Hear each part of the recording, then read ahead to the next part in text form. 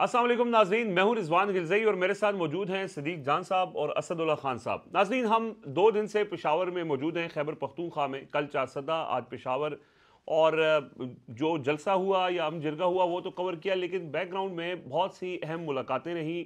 खैबर पख्तूनख्वा में जो नई हुकूमत आई है, वज़ीर आला सुहेल आफरीदी या इस हुकूमत के अंदर जो की स्टेक होल्डर्स हैं, उन सारे लोगों से जो गुफ्तगू हुई है उसका निचोड़ इस वीडियो में सामने रखेंगे। और जो सवाल लोगों के जहनों में है कि क्या सूरत हाल बनेगी, क्योंकि इमरान खान की रिहाई एक इंपॉर्टेंट मामला है और दूसरा अमन के क़याम का मामला है। दोनों में सूबाई हुकूमत के मौक़िफ़ में और वफाक के मौक़िफ़ में एक वाज़ेह तज़ाद है। इस तज़ाद को किस तरह से हल की तरफ ये जाएगा? क्या मुफाहमत होगी, मुफाहमत का कोई रास्ता निकलेगा, या तसादम होगा, टकराव होगा? तो सदीक जान साहब से उन मुलाकातों का निचोड़ जो इन्होंने निकाला या उससे जो तासुर लिया, बड़ी ज़ाहिर है उसके अंदर सब्सटेंस है, जो इन सारी मुलाकातों के अंदर जो गुफ्तगू हुई है। तो ये ज़रा तफसील से सदीक जान साहब और असदुल्ला खान साहब से इस वीडियो में हम डिस्कस करेंगे। सदीक भाई, एक सवाल लोगों के जहनों में है, अली अमीन गंडापुर से जो लोगों की एक्सपेक्टेशंस थी वो नहीं पूरे कर सके, उसके बाद अब सुहेल आफरीदी की बारी है। जो रास्ता अली अमीन गंडापुर ने इख्तियार किया वो मुफाहमत का था, नहीं कामयाब हो सके। जो रास्ता एक्सपेक्टेड है सुहेल आफरीदी से लोगों को के, और वो मज़ाहमत का रास्ता है या टकराव का रास्ता है। इस सारी गुफ्तगू में आपको क्या लगता है कि कौन सा रास्ता वो इख्तियार करने जा रहे हैं? बहुत शुक्रिया रिजवान भाई, जैसे आपने कहा बिल्कुल ठीक कहा कि हमारी जितनी यहाँ पे मुलाकातें हो रही हैं उनमें से हमारी मोस्टली जो मुलाकातें हैं वो ऑफ द रिकॉर्ड हैं। ज़ाहिर है जो लोग इस वक्त चीज़ों को देख रहे हैं, जिन चीज़ों में इन्वॉल्व हैं, तो वो ऑन रिकॉर्ड कुछ नहीं कहना चाहते। उसकी बहुत सारी वजूहात हैं। देखें, पहली बात तो ये है कि इसमें मेरी जो राय है, असद साहब अपनी राय देंगे, कि मेरी ये राय है कि हालात तलखी की तरफ जा रहे हैं और तसादुम और टकराव की तरफ जा रहे हैं। उसकी वजह क्या है? सुहेल आफरीदी क्या ऐसी चीज़ें कर रहे हैं, मैंने पॉइंट्स लिखे हैं ताकि मैं इधर उधर निकल जाता हूं, तो मैंने कहा कि लिख लूं ताकि उसको एक सीक्वेंस के साथ मैं अपने देखने वालों के सामने रख सकूं। और दूसरा ये है कि मैं क्यों ये समझता हूं कि ये चीज़ें जो मैं बयान करूंगा, क्यों मैं समझता हूं कि टकराव की तरफ जा रहे हैं। इसलिए जा रहे हैं कि हमारी ना इस्टेब्लिशमेंट का एक मिजाज है। इस्टेब्लिशमेंट का मिजाज ये है कि हमारी जब इस्टेब्लिशमेंट के लोगों से पहले भी मुलाकातें होती थी ना, वो क्या कहते थे? वो कहते थे कि जो फ़ौज है ना, उसको उसका एक मिजाज जो है ना, या उसकी जो ट्रेनिंग है, उसमें ये चीज़ नहीं है कि आप पीछे हट जाएं, आप सरेंडर कर दें, आप शिकस्त तस्लीम कर लें। उनके पास ये ऑप्शन नहीं होता। ठीक है। और इस्टेब्लिशमेंट ये कहती है कि भाई हम ही फैसले करते हैं, हम ही फैसले करेंगे, और जिसको हम मुल्क के लिए ठीक समझेंगे तो उसको हम आने देंगे, और जिसको हम समझेंगे कि वो मुल्क के लिए ठीक नहीं है तो उसका हम रास्ता रोकेंगे। इसकी एक मिसाल, और ऐसा होता है। हाँ, इसकी मुनीर फारूक साहब ने क्या कहा था, उन्होंने हवाला दिया था कि शायद उन्होंने तो एट्रीब्यूट किया था आर्मी चीफ को, मेरा जो जहाँ तक मुझे याद पड़ता है, उन्होंने कहा था कि ये ऐसे ही है जब ये कहा जाता है कि जी 8 फरवरी को लोगों ने इतना वोट डाल दिया इमरान खान को, तो इमरान खान को हुकूमत देनी चाहिए थी। तो मुनीर फारूक साहब ने इस तरह की एक मिसाल दी थी कि अगर वालिदैन के 8 बच्चे हैं और 8 में से 6 अक्सरियत से ये फैसला करते हैं कि हमने चरस पीनी है या हमने शराब पीनी है घर में, तो क्या बाप उनको चरस और शराब पीने देगा? जो कि इंतहाई घटिया उनकी एक मिसाल थी। ठीक है, एक सताई थी, उनकी जहनी हालत को भी ये बताती थी ना कि उनकी जहनी हालत क्या है। लेकिन उन्होंने एक पॉलिसी बताई कि पॉलिसी ये है कि अगर यानी 8 में से 6 मेरे को 80% बनते हैं। ठीक है, यानी अगर 80% लोग मुल्क के फैसला करते हैं कि इमरान खान को आना चाहिए, और उन्होंने इस्टेब्लिशमेंट को ये तशबीह दी बाप के साथ, और उन्होंने कहा कि वो बेहतर फैसला करेंगे मुल्क का कि किसको आना चाहिए किसको नहीं आना चाहिए। अगर वो समझते हैं कि इमरान खान ठीक नहीं है तो फिर वो नहीं आने देंगे। तो हमें कहीं भी इस्टेब्लिशमेंट यानी किसी भी सूरत में पीछे हटती हुई नज़र नहीं आ रही, और ना ही हमें बातचीत के ज़रिए मतलब नज़र आ रहा है कि इस्टेब्लिशमेंट मामले को हल करना चाहती है। इस पर भी हम आएंगे, खैर इस पर हम डिस्कशन करेंगे कि बातचीत अगर होगी, क्योंकि पीटीआई के कुछ लोग जिनसे हमारी मुलाकात हुई है वो ये समझते हैं कि अली अमीन गंडापुर साहब को जिस तरह से दबाव बढ़ाना चाहिए था उन्होंने उस तरह से दबाव बढ़ाया ही नहीं। अगर वो सिंसेरिटी के साथ दबाव बढ़ाते तो हम टेबल पे पावर टॉक्स टू पावर कि अगर हम मज़ामत करते तो बातचीत हो सकती थी और उसके जरिए हो सकते थे मामला। लेकिन अली अमीन ने वो कोशिश ही नहीं की, और वो ये कहते हैं कि बहुत पहले अली अमीन गंडापुर साहब ये तय कर चुके थे कि ये रास्ता नहीं है कि यानी वो इमरान खान को बहुत पहले छोड़ चुके थे। अभी तो हटाए तो आप गए, लेकिन वो इमरान खान को बहुत पहले छोड़ चुके थे और उन्हें पता था कि किसी न किसी वक्त मुझे फारिग कर दिया जाएगा, तो मैं अपनी आगे की चीज़ें जो हैं, जो मुझे हटाए जाने के बाद है, मैं उनके बारे में जो उनके ऊपर इल्ज़ाम लगते। देखें अब हालात तलखी की तरफ क्यों जा रहे हैं, जो मैंने चीज़ें लिखी हैं। पहली बात तो यह है कि एक ना इस्टेब्लिशमेंट चाहती है कि वो ये दिखाए कि Imran Khan is no more in politics या डिसीजन मेकिंग, ठीक है, माइनस इमरान खान, कि वो बार बार कहते हैं कि अगर इमरान खान साइड पे हो जाए, किसी और को ले आए, तो हम पीटीआई को रास्ता देने के लिए भी तैयार हैं। पहली बात जिस पे सुहेल आफरीदी अड़ गए हैं वो ये है कि इमरान खान को माइनस नहीं करूंगा, इमरान खान को माइनस नहीं होने दूंगा। जब हमने भी, यानी ये हम उनको ऐसी बात नहीं है जिसको हम कहें कि हम ये ऑफ द रिकॉर्ड है, यानी क्योंकि ये बात ऑन द रिकॉर्ड भी कह चुके हैं। हमने कई बार उनसे पूछा कि भाई आपको अगर नहीं मिलने देते इमरान खान से तो आप क्या करेंगे, क्या काबीना बना देंगे? तो इस पर उन्होंने कहा कि नहीं, ठीक है, गो के उनके ऊपर इंटरनली ये दबाव बढ़ रहा है पार्टी के सिंसियर लोगों की तरफ से कि भाई अगर वो नहीं बनाने दे रहे तो आप subject to Imran Khan approval आप कम से कम कोई 10-12 रुकनी अनाउंस कर दें। असदुल्ला खान साहब ने खबर दी और वो दुरुस्त कि पीटीआई से ही किसी ने बताया, सुहेल आफरीदी साहब के करीबी लोगों में से, कि जब मिस्टर गौर साहब ने ये कह दिया कि जनाब अगर इमरान खान साहब से नहीं मिलने दिया जाता तो 10 टू काबीना बना दी जाएगी, तो सुहेल आफरीदी ने उनसे बुला के पूछा कि आपको किसने कहा है, ये मेरा फैसला तो नहीं है। उन्होंने कहा मेरी राय है। उनका राय है तो आप अपना कहें ना, ये मतलब बना देनी चाहिए और बनाया जाएगा। दो डिफरेंट, पहली बात यह है कि वो इमरान खान को माइनस नहीं कर रहे और ये बात बर्दाश्त नहीं है। और फिर उनके इतने सख्त अल्फाज ये कहना कि इमरान खान सिस्टम का बाप है। जिस इमरान खान के नाम पे कहा जाता है कि लकीर लगा दी गई है और उसको उसकी कबूलियत नहीं है, उस इमरान खान के बारे में सुहेल आफरीदी लफ्ज़ ये यूज़ करते हैं, वो एक सूबे के सीएम के तौर पे ये लफ्ज़ यूज़ करते हैं कि इमरान खान इस सिस्टम का बाप है। ये बहुत सख्त बात है। फिर दूसरा, इस्टेब्लिशमेंट को सबसे बड़ा मसला जो है वो पीटीआई के सोशल मीडिया से है। अच्छा, वो मैं उसको पीटीआई का सोशल मीडिया नहीं कहता, मैं पाकिस्तान के लोगों का सोशल मीडिया कहता हूँ, क्योंकि पीटीआई की इस वक्त जो है ना सोशल मीडिया के ऊपर अगर पेड लोग होंगे ना जो सोशल मीडिया को मैनेज करेंगे, वो 2 या 3 होंगे मैक्सिमम बता रहा हूं। 2 मई के बाद वैसे डिसमेंटल हो गए। और अगर पीटीआई के ओहदेदारान की आप बात करें तो सोशल मीडिया पे वो बहुत ज्यादा कर लेंगे, 2,000 लोग होंगे, लेकिन यहाँ तो लाखों ट्वीट्स आते हैं, लाखों। सर पाकिस्तान के लोग हैं सोशल मीडिया पे, वो पीटीआई का सोशल मीडिया नहीं, वो पाकिस्तान का सोशल मीडिया है। अब और जाहिर है उसको इस्टेब्लिशमेंट कहती है पीटीआई का सोशल मीडिया, और हमेशा इस्टेब्लिशमेंट की तरफ से ये रहा है कि पीटीआई के सोशल मीडिया की वजह से हमारी इमरान खान से सुलह नहीं हो रही, क्योंकि पीटीआई का सोशल मीडिया यही करता है, पीटीआई का सोशल मीडिया यही करता है। और पीटीआई के सोशल मीडिया के बारे में सुहेल आफरीदी कहते हैं कि पाकिस्तान की सबसे ताकतवर और असल इस्टेब्लिशमेंट पीटीआई का सोशल मीडिया है। यानी आप बरह रास्त उन चीज़ों पे वो कर रहे हैं, उनको जिन चीज़ों पे वो कहते हैं कि इस पे तो हमने कोई कंप्रोमाइज़ नहीं करना, फिर वो ऑपरेशन की मुखालफत कर रहे हैं जिस पे इस्टेब्लिशमेंट कहती है कि इस पे तो हम एक लफ्ज़ भी नहीं सुनेंगे, हम रौंद के रख देंगे उसको, जो हम रौंद के आगे गुजर जाएंगे ऑपरेशन के सफ़र में। जो ऑपरेशन की मुखालफत करेगा कोई ऑपरेशन नहीं रुकने वाला। और ये मुनीर फारूक और जो इस वक्त तर्जमान है वो सारे बता रहे हैं कि भाई ये नहीं रुकेगा ऑपरेशन। एक चीज़ बड़ी इंपॉर्टेंट है जिस पे मैंने कल हल्की फुल्की बात की थी, आज थोड़ी सी खुल के बात कर लेते हैं, जिस पे आज उन्होंने बात क्योंकि कर दी तो इसलिए मैं खुल के बात कर रहा हूँ, क्योंकि आज उन्होंने जिरगे में पब्लिकली बात कर दी, जिसमें सुहेल आफरीदी ने कहा कि अगर कोलैटरल डैमेज होगा तो हिसाब लेंगे और डंके की चोट पे लेंगे, ये लफ्ज़ उनके। अच्छा, पहले मैं आपको यहाँ पे खबर दे दूँ, एक मीटिंग हुई जो मेरी इतला है, मैंने आज अपने एक सोर्स से उसकी मज़ीद तफसीलात पूछी, लेकिन मेरे सोर्स ने मुझे नहीं बताई। ज़ाहिर है ये उनका राइट है, वो जो समझते हैं कि हमें वो खबर नहीं देनी चाहिए तो उनका राइट है। तो मैंने उन्हें ये भी कहा कि आप ऑफ द रिकॉर्ड मुझे बता दें, मैं अपने तौर पे उसको मतलब वो कर लूँगा, लेकिन वो असल खबर नहीं दूंगा जो वहाँ पे डिस्कस हुआ है। लेकिन उन्होंने फिर भी मुझे खबर नहीं दी। लेकिन ये मुझे पता है कि ये मेरी खबर है कि सीएम हाउस में परसों एक इजलास हुआ है, जिस इजलास में डिस्कस हुआ था कि एक ड्रोन अटैक हुआ जिसमें 2 लोगों की शहादत हुई, सिविलियंस की, और मीटिंग हुई जिसमें मेरी इतला यह है कि सीएम का ये ख्याल था कि हमें एफआईआर दर्ज करानी चाहिए, क्योंकि इससे पहले मुराद सईद ट्वीट कर चुके हैं जब ये ड्रोन्स वाला हुआ था कि हमें एफआईआर करनी, कानूनी कार्रवाई करनी चाहिए। इस पे बहुत डिस्कशन हुई, मुझे 2 सिर्फ खबरें पता चली, उसमें से एक ये कि सीएम ये समझते थे कि हमें एफआईआर करवानी चाहिए, और दूसरा ये है कि जो पीटीआई की वहाँ पे लीडरशिप थी, जो बाकी जिनको वो ऑन बोर्ड लिए हुए हर मामले में, उनका ये ख्याल था कि एक बार इमरान खान से पूछ लिया जाए, क्योंकि एफआईआर का मतलब यह है कि हम ऑल आउट जा रहे हैं और फिर शायद हुकूमत ही गिर जाए हमारी, तो फिर खान साहब को ऑन बोर्ड लेने, खान साहब कॉल करेंगे मैंने तुम्हें ये तो नहीं कहा था कि तुम हुकूमत ही जी गिरवा बैठो, ठीक है। तो एक बार इमरान खान से पूछा जाए।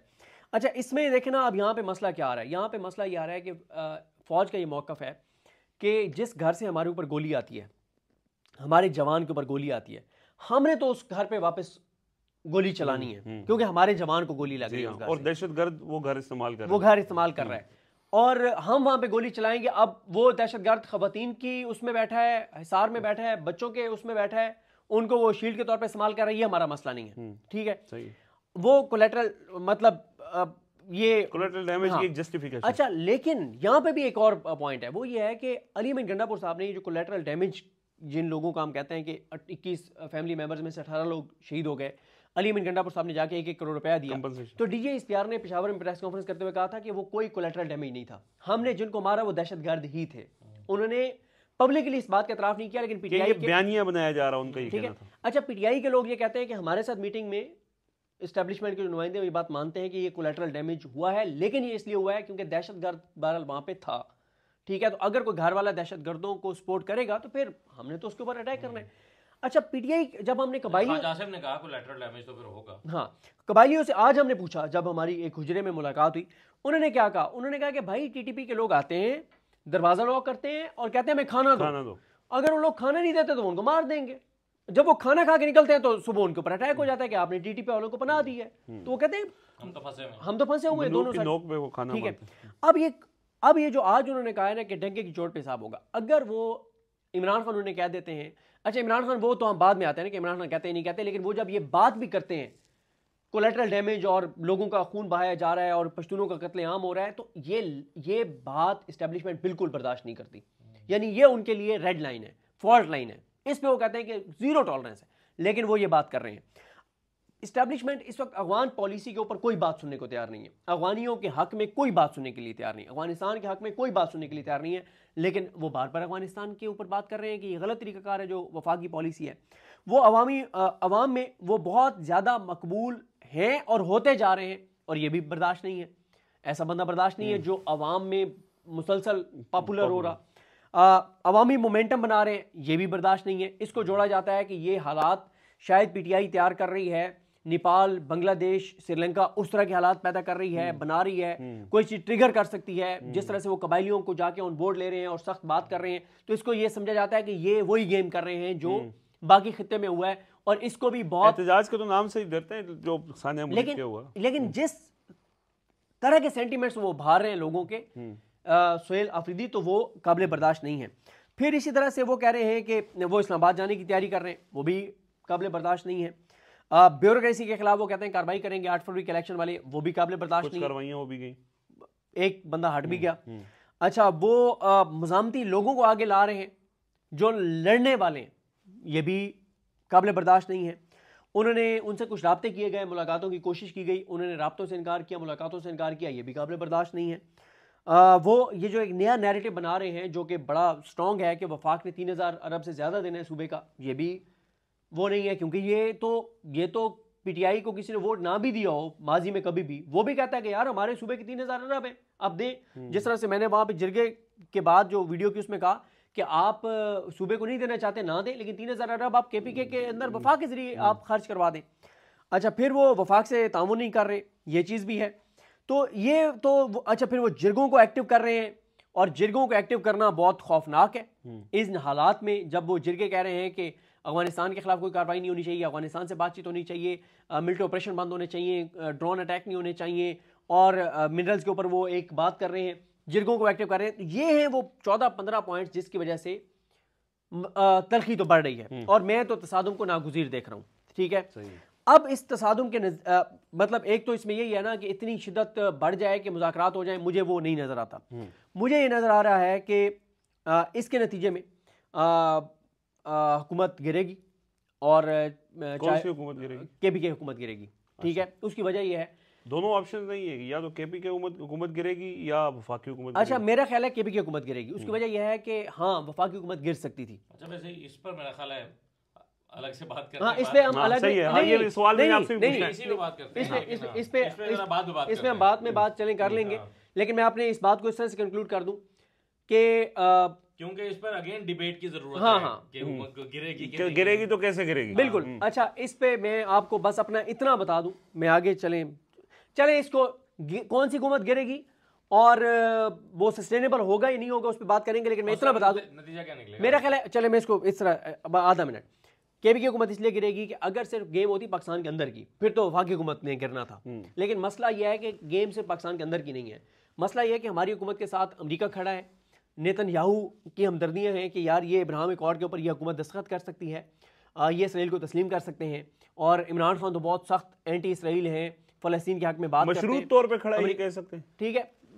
इसलिए जब अमेरिका जिस हुकूमत के साथ खड़ा हो उस हुकूमत को गिराना मुमकिन नहीं होता। वो हुकूमत जो कुछ करेगी पाकिस्तान के अंदर उसको इंटरनेशनली सपोर्ट हासिल होगी, इसलिए केपी की हुकूमत गिरेगी। अब वो सस्टेनेबल होगा नहीं होगा वो हम अगली वीडियो में बात करेंगे। मैं असद भाई से ज़रा, असद भाई यही जो सारा तनाजुर है इसके अंदर जो आपकी अंडरस्टैंडिंग है, ज़ाहिर है आपने अपनी वीडियोज़ में भी इसका जिक्र किया और जो आपने 2-3 खबरों का जिक्र किया वो भी डिस्कस हो रही बड़ा, तो जो सदीक भाई बात कर रहे हैं बात तो तलखी की तरफ ही बढ़ रही है, तो फिर क्या बनेगा?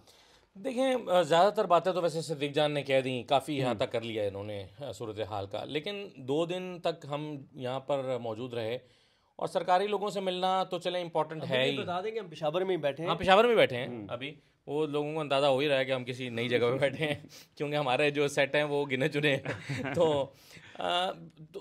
अभी थोड़ी देर पहले हम एक हुजरे से उठ के आए हैं ना, वहाँ पर हमायदीन बैठे थे जिन्होंने अपनी उम्रें गुजारी हैं, जिनके बाप दादा ने खैबर में उम्रें गुजारी हैं, उन लोगों से मिल के आए हैं ना। खैबर के लोग हैं, खैबर के लोग हैं, उनकी नस्ल दर नस्ल खैबर के रहने वाले हैं, वादी तीरा के खास तौर पे, वादी तीरा के, और वो कहते हैं अफरीदी वही है जिसकी वादी तीरा में रूट्स हैं या ज़मीनें हैं। तो वो सारे लोग जिनकी सदियों पर मुश्तमिल रिवायात हैं और वो रिवायात से ऐसे जुड़े हुए हैं कि वो कट मर सकते हैं, रिवायत नहीं कुर्बान कर सकते, वो उनके लिए दीन का हिस्सा है, समझ लेंगे। हाँ, अब हम ये उन लोगों की बात कर रहे हैं जो जिनके हम ख्यालात आपके साथ शेयर कर रहे हैं। देखें, एक चीज़ तो हमें जो हुकूमत कह रही है या सोहेल अफरीदी कह रहे हैं ऑपरेशन नहीं होने देंगे, ये बात यहाँ आकर हमें पता चली है कि ये हर शख्स की बात है, ये सोहेल अफरीदी की बात नहीं है, ये पीटीआई हुकूमत की बात नहीं है, ये हर शख्स की बात है जो कबायली इलाके का रहने वाला है। वो पीटीआई का है, वो पीएमएलएन का है, वो पीटीएम का है, वो एएनपी का है, वो किसी सियासी जमात का नहीं है। हर एक शख्स की ये राय है कि भाई ऑपरेशन नहीं होने देंगे, ये ऑपरेशन हल नहीं है मसले का। तो इस पर तो कंसेंसस है, और जितनी तेज़ी के साथ ये बयानियाँ पिछले 5-7 दिन में जिसको मकबूलियत मिली है इस बयानियों को, ये उतनी ही ख़तरनाक बात भी है। क्योंकि आज से 10 दिन पहले जब इस्टेब्लिशमेंट कह रही थी कि भाई ये कौन होते हैं कहने वाले कि ऑपरेशन नहीं होने देंगे, ऑपरेशन तो नागुज़ीर है, आज शायद 10 दिन के बाद अब ये बात कहना एस्टैब्लिशमेंट के लिए थोड़ा सा चैलेंजिंग हो जाएगा, क्योंकि पब्लिक ओपिनियन जो है, पब्लिक ओपिनियन आ गया अब, और वो पब्लिक ओपिनियन अब फ्लोट कर रहा है। हाँ, यस, ठीक है। तो इसलिए मेरा ख्याल है कि ये थोड़ी सी मुश्किल सिचुएशन डेवलप हो गई है, जो जाहिर है फरीक मुखालिफ को झुंझुलाहट में मुब्तला करती है। तो ऑपरेशन नहीं होने देंगे, ये बयानियां उभर कर सामने आया है पिछले 2-4-5 दिन में, हमने ये देखा है यहाँ पर। अच्छा, आप सवाल ले लें, एक सवाल ले लें मेरा, कि आपकी जब कबायलियों से मुलाकात हुई हमायदीन से, तो उन्होंने आपको एक सियासी इत्तेहाद के बारे में बताया। मैं उसी पर आ रहा हूँ, मैंने पॉइंट लिखा हुआ है। अच्छा, अब जैसा कि मैंने कहा कि कोई भी शख्स किसी जमात का है तो, या किसी जमात का भी नहीं है, उसकी ओपिनियन है।